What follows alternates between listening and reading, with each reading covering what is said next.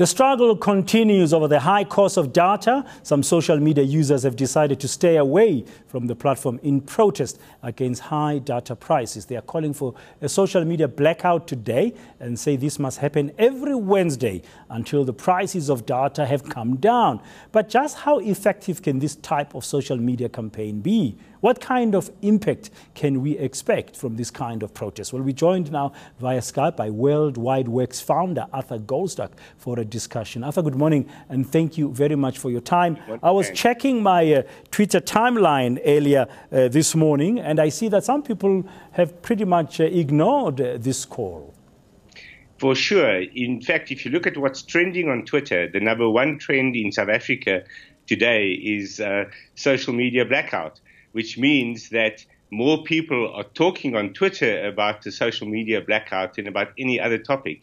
And where, if you look at it by city or area, the places where it's trending the highest are in Soweto and Cape Town. If you look at Johannesburg, it's #3.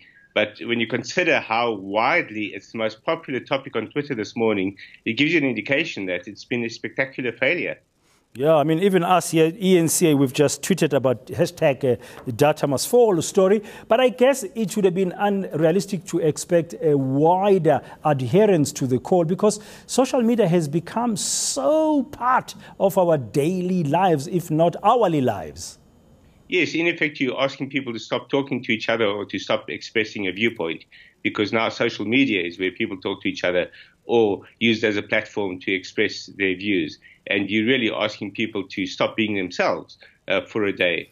But the real problem with the campaign is that it's not a nuanced campaign, because we in fact have a data divide in this country. And data has fallen for the wealthy or for those who can afford to buy bundles up front, as well as for those who use fixed line, ADSL or fiber. The cost of data itself is actually quite cheap on those platforms. The people who are paying the most are people on prepaid and people in lower socioeconomic brackets. So to give an idea, the average spend by someone on a contract on a cell phone network in South Africa is between 300 and 500 Rand a month. For someone on prepaid, it's below 100 Rand a month. So that's another indication that if only those on prepaid are boycotting social media today, it's not going to have a big impact on the networks. So the campaign really has to be across the data divide, not data must fall. Because if you cross the divide, data does fall. But if you're on the other side of the divide, then it's horrifically expensive. And also, am I correct to say, I mean, if you really want to be successful, targeting a boycott of a platform that everybody, as you've said, is free to use might not yield the results that you are desiring, rather focus on going to the source of the cost of the data, which are the networks? There's no question about that. Or my recommendation is go to the regulator, eNCA, because the regulator really needs to mandate that there be a ceiling price on the cost of data. And there's one other element that seems to be missed, is that when you do buy a bundle and you go out of bundle, you suddenly pay these incredibly high rates. So you're being punished for being a bigger user of data or using more data than you would have. And it must be the only industry in the world that punishes people for being better customers. And if the networks themselves can't see that and can't respond actively to it, then the regulator should actually force them to. Now, Arthur, very briefly before I let you go, how do we compare with, our neighbors and the rest of the country? You keep on hearing stories about how data is virtually free in a country like Rwanda.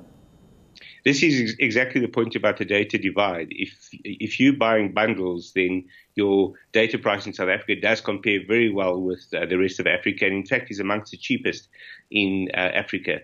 But if you're using your airtime for data, in other words, your data costs are being deducted from your airtime purchase, then you're paying amongst the highest prices in Africa. So if you're on the wrong side of the digital divide, you are probably paying the highest data prices on the continent. If you're on the right side of the digital divide, then you compare very well with countries like that. Thank you very much for your insights as usual. World Wide Works founder Arthur Goldstuck talking about hashtag data must fall. More news on the other side of the break. Stay with us.